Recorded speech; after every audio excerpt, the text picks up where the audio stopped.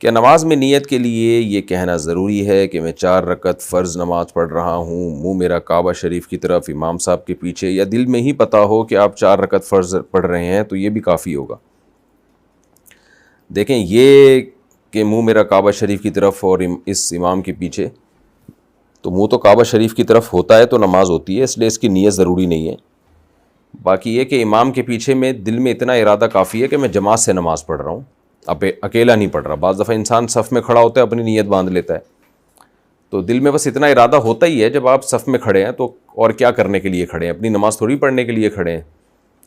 تیسرا مسئلہ یہ کہ 4 رکعت فرض پڑھ رہا ہوں، 2 رکعت فرض پڑھ رہا ہوں، یہ نیت لغو ہے۔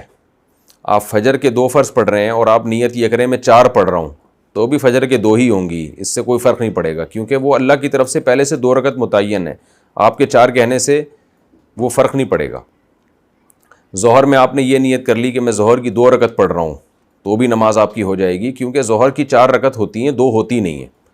سفر میں آپ نے 2 پڑھنی ہے، اگر آپ نے یہ نیت کر لی میں 4 پڑھ رہا ہوں تو بھی 2 ہی پڑھنی پڑیں گی اور نماز ہو جائے گی، کیونکہ سفر میں اللہ کی طرف سے 2 متعین ہے۔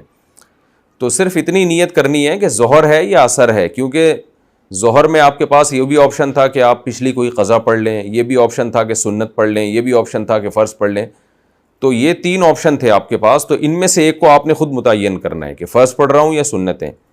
نمبر 2، ظہر پڑھ رہا ہوں یا پچھلی کوئی قضا پڑھ رہا ہوں۔ تو جب آپ نے یہ نیت کر لی کہ نہیں جی ظہر ہے، تو 4 رکعتیں 2 رکعتیں یہ لغو کام ہو جائے گا، اس کی ضرورت نہیں ہے۔ بس اتنی نیت کہ ظہر ہے اور فرض ہے، بس۔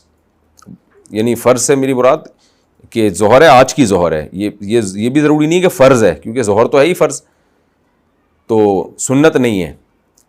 سنتیں پڑھ رہے ہیں تو دل میں یہ نیت ہو کہ یہ ظہر میں سنت پڑھ رہا ہوں، میں فرض نہیں پڑھ رہا، تو بس اتنا، یہ اتنی کافی ہے۔ آج کل نیتوں میں بہت زیادہ غلو ہونے لگا ہے۔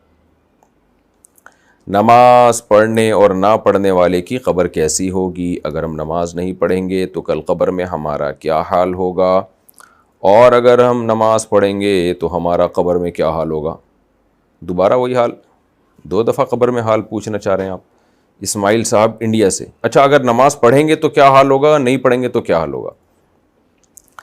نہیں پڑھیں گے تو چترول لگیں گے آپ کے، پڑھیں گے تو قبر کشادہ ہو جائے گی آپ کے لیے، اللہ تعالیٰ کی طرف سے رحمت ہوگی اور سکون ہوگا۔ یہ تو حساب و کتاب ہوگا نا، جس میں سب سے پہلے ہے ہی نماز، تو اس میں نماز ہی میں پورے نہیں اترے تو قبر کے عذاب تو احادیث میں ہیں، آگ کا عذاب ہے، قرآن میں آتا ہے نا، فرعون کو اللہ نے پانی میں غرق کیا اور آگ میں داخل کر دیا اس کو، النار یعرضون علیہا غدوا وعشیا، صبح و شام آگ میں جلایا جاتا ہے۔